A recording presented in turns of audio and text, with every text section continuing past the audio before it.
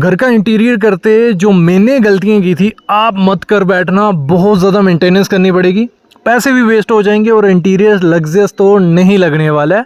तो आज कुछ 10 से 12 गलतियां बताऊंगा जो मैं अपना घर का इंटीरियर जब कर रहा था तब कर डाली थी। अगर आप रेनोवेट कर रहे हो या इंटीरियर कर रहे हो, ये गलतियां मत करना। सबसे पहली चीज़ बाथरूम से शुरू करता हूँ। बाथरूम की जैसे आप फ्लोरिंग सामने देख रहे हो, मैंने क्या किया था, चूज़ कर ली है छोटी टाइल। मैट टाइल तो चूज़ की, मैट टाइल बहुत अच्छी लगती है बाथरूम में, प्रीमियम लगती है, एंटी स्किड वाली।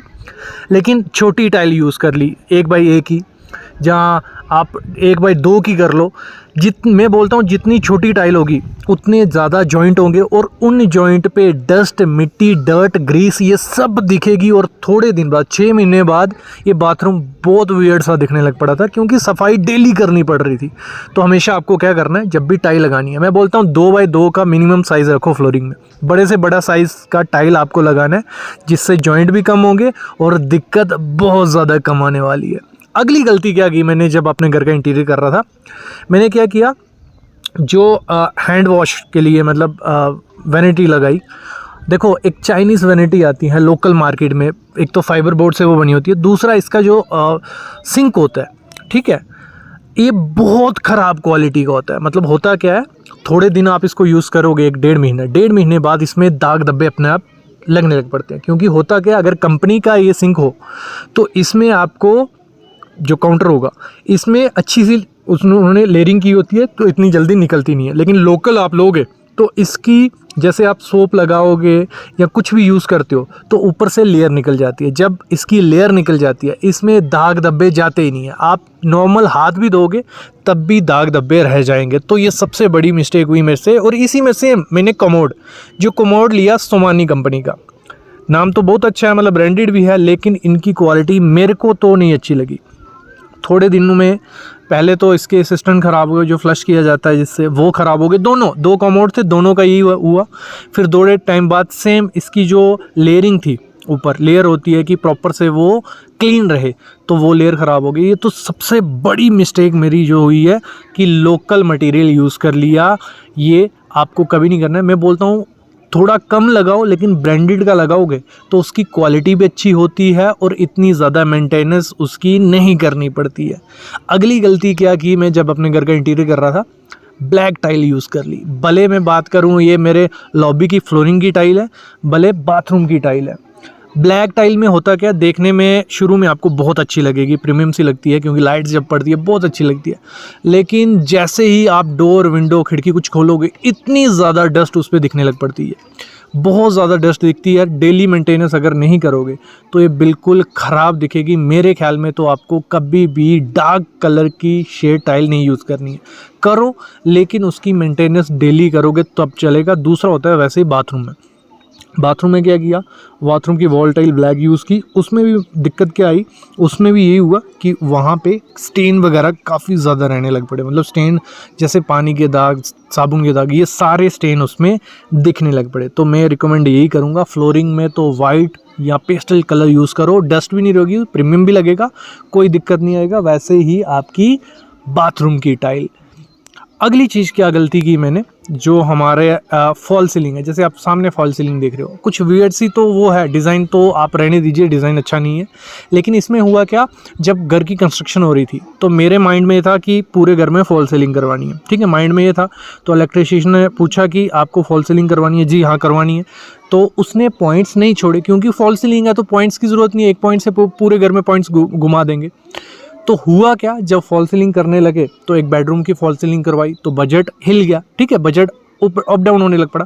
फिर माइंड में आएगा कि नहीं, मेरे बाकी रूम्स में फॉल सीलिंग नहीं करवानी है। फिर हुआ क्या था, बाकी रूम्स में फॉल सीलिंग करवानी पड़ी। क्यों करवानी पड़ी? क्योंकि पहले पॉइंट नहीं छोड़े थे। तो फिर फॉल सीलिंग बजट नहीं था, फिर छोटे छोटे पैचेस में फॉल सीलिंग करवाई और फिर अच्छी फॉल सीलिंग भी नहीं हुई और गलती भी होगी। तो हमेशा मैं रिकमेंड करता हूँ, जब भी अपना इंटीरियर करवाओ तो आपको करना क्या है, पॉइंट्स छोड़ दो। भले आपको फॉल सीलिंग करनी है ना करनी है, 1-2 पॉइंट्स छोड़ो लाइट्स के लिए, कि अगर फ्यूचर में फॉल सीलिंग नहीं भी करो तो आपके पास पॉइंट्स हो लाइट्स के। नहीं तो आपको अगर पॉइंट्स नहीं होगे तो आपको फॉल सीलिंग करवानी ही पड़ेगी, क्योंकि विदाउट पॉइंट्स वो कैसे हाइड करोगे। फॉल सीलिंग में ये होता है कि वायर्स जो हैं फॉल सीलिंग के अंदर रन हो जाती हैं, पॉइंट्स की इतनी ज़्यादा ज़रूरत नहीं पड़ती। तो आपको ये चीज़ पहले ही डिसाइड कर लेनी है कि फॉल सीलिंग करवानी है या नहीं करवानी है। अगली गलती क्या की, जब भी मैं अपने घर का इंटीरियर करवा रहा था या बना रहा था, तो जो बाथरूम था उसके साथ अटैच था बेडरूम, तो बाथरूम की वाटरप्रूफिंग नहीं की। सबसे बड़ी गलती ये होती है जब आप सेकंड स्टोरी बनाते हो, तो जो बाथरूम है, किचन ऊपर बना रहे हो, या जो भी एरिया यहाँ वाटर यूज़ होता है, अगर वहाँ पे वाटरप्रूफिंग नहीं करोगे तो कुछ ऐसी दिक्कतें आने लग पड़ेंगी। सबसे पहले ये बाथरूम की साथ वाली दीवार है बेडरूम की, इस पे पूरा इंटीरियर किया, अच्छे से पेंट किया, सब कुछ किया, लेकिन 6 महीने बाद यहाँ पे सीलन आने लग पड़ी। ये तो दिक्कत रहनी ही रहनी है, क्योंकि आप जितना भी अच्छा कर लो, एक महीने बाद या 6 महीने बाद या साल बाद वहाँ पे सीलन की दिक्कत आने लग पड़ती है। तो मैं रिकमेंड करता हूँ हमेशा, आपका जो टेरेस है, आपकी बालकनी है, आपका बाथरूम है, किचन है, जो सेकंड फ्लोर पे है या फर्स्ट फ्लोर पे है, तो वहाँ पे मस्ट आपको वाटरप्रूफिंग करनी है। वाटरप्रूफिंग में कोई कॉम्प्रोमाइज़ नहीं करो। आज नहीं, 5 साल बाद सीलन आएगी, लेकिन उसका सलूशन नहीं ढूंढ पाओगे।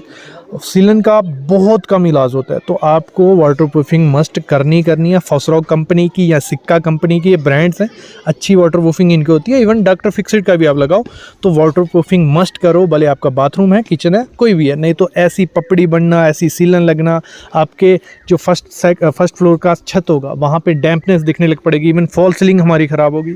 तो ये सब दिक्कतें आने लग पड़ती हैं जब हम प्रॉपर तरीके से वाटरप्रूफिंग नहीं करते।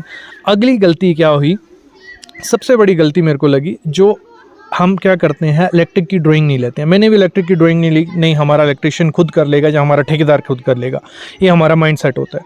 होता क्या है, वो कर तो देते हैं लेकिन एक्स्ट्रा पॉइंट देते हैं। उनको तो इतना, एक तो क्यों सर दर्द लेंगे आपको कि आपको कितने पॉइंट चाहिए, कितने कम चाहिए। उनको ये होता है कि ज़्यादा पॉइंट होंगे, ज़्यादा चार्जेस बनेंगे।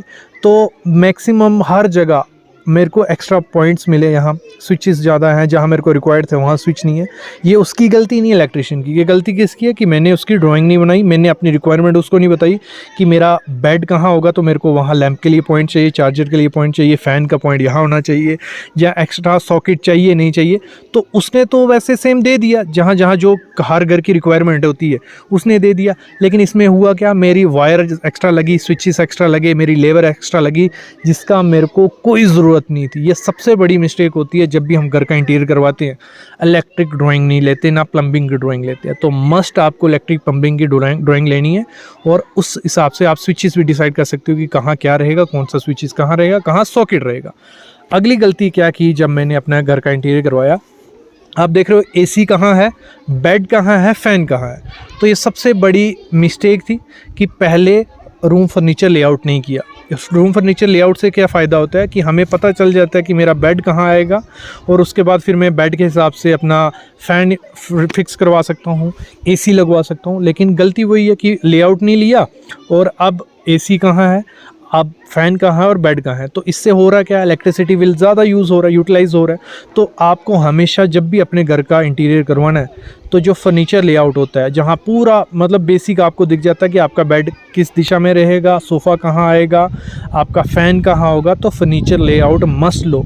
तो ड्राइंग बहुत इंपॉर्टेंट होती है। मैंने जो सीखा अपने घर का इंटीरियर करके, सबसे बड़ी गलती हुई थी कि ड्राइंग्स प्रॉपर से नहीं ली, सिर्फ लेआउट ड्राइंग ली, जहाँ पे हमें दिखता है कि हमारा प्लिंथ कहाँ है और सीढ़ी कहाँ है। वो इनफ नहीं है, वो 10% ड्राइंग आपकी। आपको क्या करना है, अपना लेआउट लेना है, फिर फर्नीचर लेआउट लेना है कि फर्नीचर कहाँ आएगा, सरिये की डिटेल लेनी है, इलेक्ट्रिक और प्लम्बिंग की डिटेल लेनी है, और आपकी एलिवेशन कैसे दिखेगी, थोड़ा बहुत इंटीरियर। मतलब 40 से 50 हज़ार रुपये का खर्चा होता है मैक्सिमम।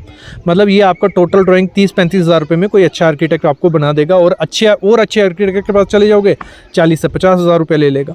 तो ये खर्चा इंपॉर्टेंट है। अगर ये 40 से 50 हज़ार रुपये आपने शुरू में लगाया हो, तो घर आपका क्वालिटी वाइज भी अच्छा बनेगा, ट्रेंडी लग्जरियस तो बनने ही वाला है, मेंटेनेंस बहुत ज़्यादा कम हो जाएगी, फ्यूचर में कोई दिक्कत नहीं रहेगी। तो ये बहुत ज़रूरी है, जब भी घर अपना इंटीरियर बनाना है, ये चीज़ों का मस्ट ध्यान देना है कि ड्राइंग बनानी है। अगली गलती क्या की मैंने अपने इंटीरियर में, मैंने क्या किया, जो फर्नीचर था मैं ले आया ऑनलाइन। मतलब मेरे को ये था कि थोड़ा देखने में बहुत अच्छा लगता है वो, भले वो टीवी यूनिट है, भले वो शू रैक है, भले वो कोई भी आइटम है, जो भी हमें फर्नीचर चाहिए होता है छोटा मोटा, तो देखने में बहुत प्रीमियम सा लगता है। लेकिन वो बनता है इंजीनियरिंग वुड या पार्टिकल बोर्ड से।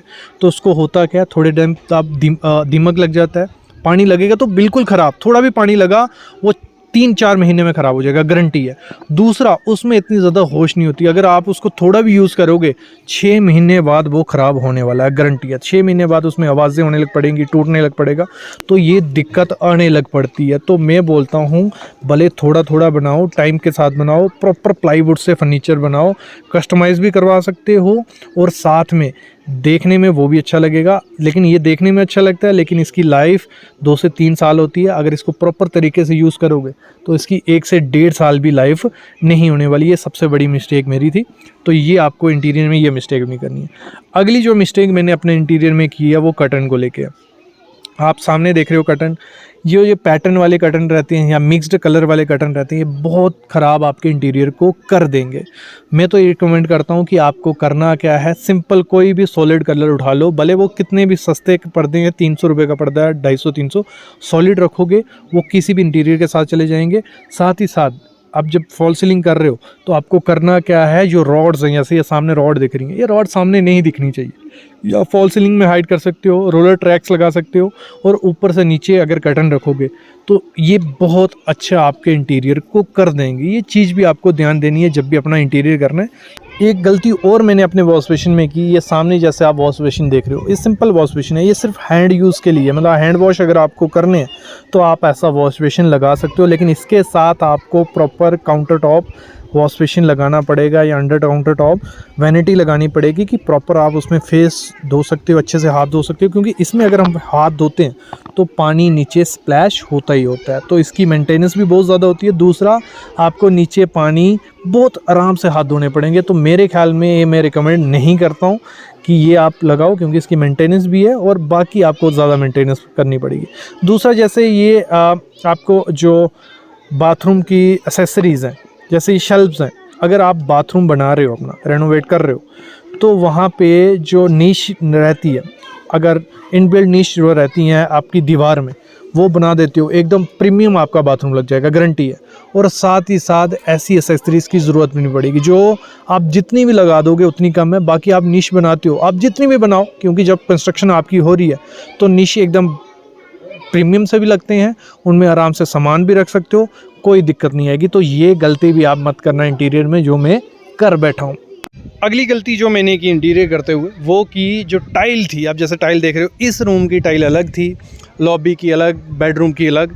ये जो टाइल अलग अलग करते हो, एक तो देखने में इतना ज़्यादा अट्रैक्टिव भी नहीं लगता है, दूसरा खर्चा बहुत ज़्यादा इसमें हो जाता है। क्योंकि जब भी आप टाइल लेने जाओगे, अगर सेम टाइल लेते हो तो उसमें काफ़ी आपको डिस्काउंट भी मिलेगा और रेट का आइडिया भी रहता है। जैसे अलग अलग टाइल लोगे, उसमें एक का 60 रुपये बोलेगा, दूसरे का 65 रुपये, तो उसमें इतना ज़्यादा कम नहीं किया जाता है।